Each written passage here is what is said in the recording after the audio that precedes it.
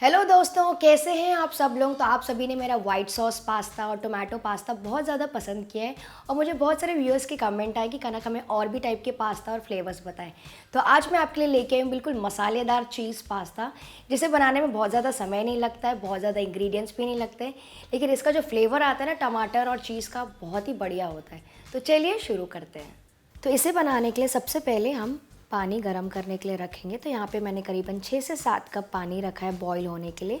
साथ ही में मैं डाल रही हूँ 1 चम्मच नमक और बस आधा टीस्पून तेल। इसे मिक्स कर लेंगे और इसमें बॉईल आने का वेट करेंगे। तो यहाँ पे मैं आपको दिखा देती हूँ मैं कौन सा पास्ता यूज़ कर रही हूँ। तो यहाँ पे मैं जो रेगुलर पास्ता आता है मैक्रोनी पास्ता वो यूज़ कर रही हूँ। करीबन 2 कप यानी कि 200 ग्राम है ये। आप चाहें तो कोई भी वैरायटी का पास्ता यूज़ कर सकते हैं, मतलब कोई भी शेप का पास्ता आप यूज़ कर सकते हैं यहाँ पे।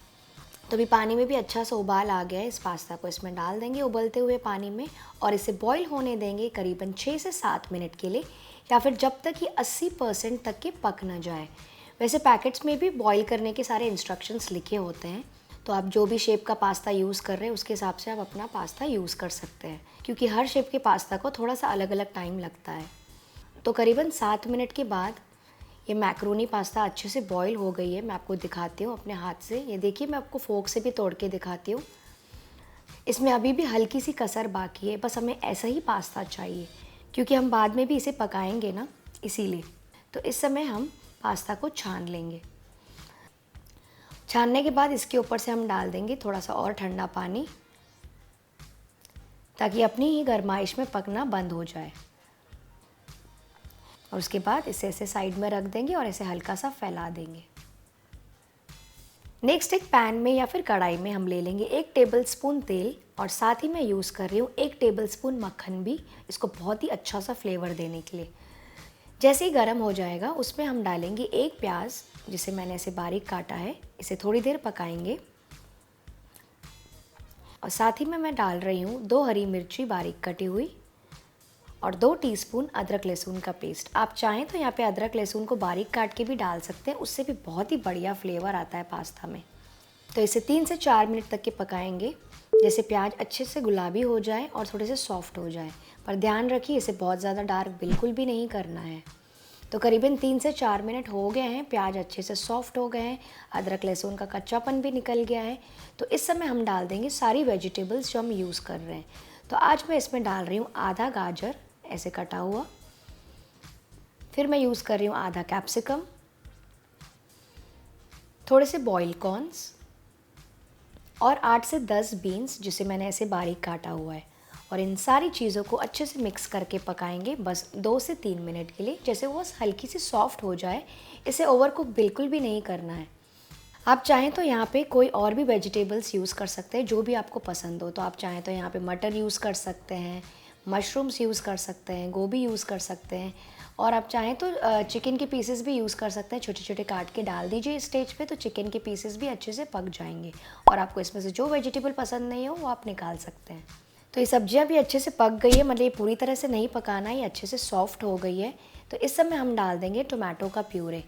तो इसके लिए मैंने 3 से 4 टमाटर लिए थे और उसे बस ऐसे मिक्सी में पीस लिया है। टमाटर पीसने से क्या होगा ना, इसका जो बेस है ना वो अच्छे से एकदम स्मूथ और क्रीमी बनेगा, इसलिए मैंने यहाँ पे टमाटर पीस लिए हैं। इससे बहुत ही अच्छा फ्लेवर और टेक्सचर भी आता है। वैसे आप चाहें तो यहाँ पे एकदम बारीक कटे हुए टमाटर भी यूज़ कर सकते हैं।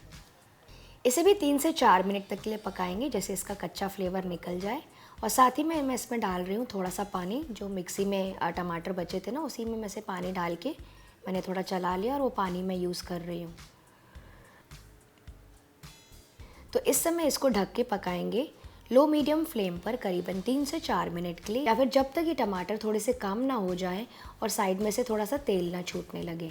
तो इसे ऐसे ही थोड़ी देर पकने दीजिए। लिड हटाकर चेक करते हैं। तो ये देखिए टमाटर अच्छे से पक गए हैं। इसमें डालेंगे थोड़ा सा नमक, 1 टीस्पून कश्मीरी लाल मिर्ची का पाउडर कलर के लिए, और साथ ही मैं यूज़ कर रही हूँ आधा टीस्पून रेड चिली फ्लेक्स, इसको स्पाइसीनेस देने के लिए। तो मैंने कलर के लिए पाउडर यूज़ किया और स्पाइसीनेस के लिए रेड चिली फ्लेक्स। साथ ही में हम डाल देंगे 1 टीस्पून मिक्स्ड हर्ब सीजनिंग। ये बहुत ही ईजिली मिल जाता है मार्केट में। ये वही सीजनिंग है जो हम पिज़्ज़ा के ऊपर यूज़ करते हैं। इन सारे मसालों को अच्छे से मिक्स कर लेंगे टमाटरों के साथ। और अब हम इसमें डालेंगे 2 से 3 टेबलस्पून भर के टोमेटो सॉस। टोमेटो सॉस से क्या होगा ना, इसके जितने भी फ्लेवर्स हैं ना उसको अच्छे से वो बैलेंस कर देगा। वैसे आप चाहें तो यहाँ पे 1 टीस्पून शक्कर भी डाल सकते हैं। और अगर आपको ये पास्ता और भी थोड़ा स्पाइसी करना है तो आप यहाँ पे 1 टीस्पून रेड चिली सॉस भी यूज़ कर सकते हैं। तो इसे अच्छे से मिक्स करते जाइए। ये देखिए हमारा टोमेटो का बेस यानी कि ग्रेवी तैयार हो गई है। और अब हम इसमें डालेंगे सबसे इम्पॉर्टेंट और टेस्टी चीज़, वो है चीज़। जी हाँ, मैं बात कर रही हूँ सबसे टेस्टी चीज़ की, वो है चीज़। तो यहाँ पे मैं यूज़ कर रही हूँ अमूल चीज़ क्यूब्स, जिसे मैंने ऐसे ग्रेट कर लिया है। आप चाहें तो कोई भी चीज़ यहाँ पे यूज़ कर सकते हैं। और आप चाहें तो यहाँ पे थोड़ी सी मोज़रेला चीज़ भी यूज़ कर सकते हैं, वो भी अमूल की यूज़ कर सकते हैं आप चाहें तो, उससे भी बहुत अच्छा टेक्सचर आएगा इस पास्ता में। तो चीज़ ऐड करने के बाद इसे मिक्स करके पकाएंगे लो मीडियम फ्लेम पर बस 2 मिनट के लिए, जैसे कि चीज़ अच्छे से मेल्ट हो जाए और बढ़िया सा ग्रेवी बेस तैयार हो जाए। तो इस समय मैं आपको इसकी ग्रेवी दिखाती हूँ। जो बेस हमने तैयार किया है एकदम अच्छे से मसाला पक गया है, टमाटर का चीज़ भी अच्छे से मेल्ट हो गई है, एकदम ये ऑरेंज ग्रेवी जैसा तैयार हो गया है। बस हमें ऐसे ही कंसिस्टेंसी चाहिए, गाढ़ी और क्रीमी। तो इस समय आप चाहें तो इसमें थोड़ा सा मेयोनीज़ भी यूज़ कर सकते हैं इसको और क्रीमी बनाने के लिए। अब इस वक्त मैं इसमें डाल रही हूँ बिल्कुल थोड़ा सा पानी, क्योंकि क्या होगा ना, जैसे हम इसमें पास्ता डालेंगे तो पूरा पानी पी लेगा यानी कि एब्जॉर्ब कर लेगा। तो पास्ता क्या होगा ना, थोड़ा सा सूख जाएगा। तो इस समय थोड़ा सा पानी डाल के आप एडजस्ट कर लीजिए। और अब हम डाल देंगे हमारा बॉईल किया हुआ पास्ता, और उसके साथ ही मैं डाल रही हूँ फ्रेश धनिया। और अब इसे मिक्स करते जाएंगे जब तक सारे पास्ता अच्छे से कोट ना हो जाए इस ग्रेवी के साथ और पक ना जाए। तो इसे धीरे धीरे से मिक्स करते पकाते जाइए और इसे मीडियम फ्लेम पे पकने दीजिए करीबन 2 से 3 और मिनट के लिए। तो करीबन 3 मिनट के बाद आप देख सकते हैं कि ये पास्ता बहुत अच्छे से कोट हो गया है पूरी ग्रेवी के साथ, और पास्ता पूरा पक भी गया है।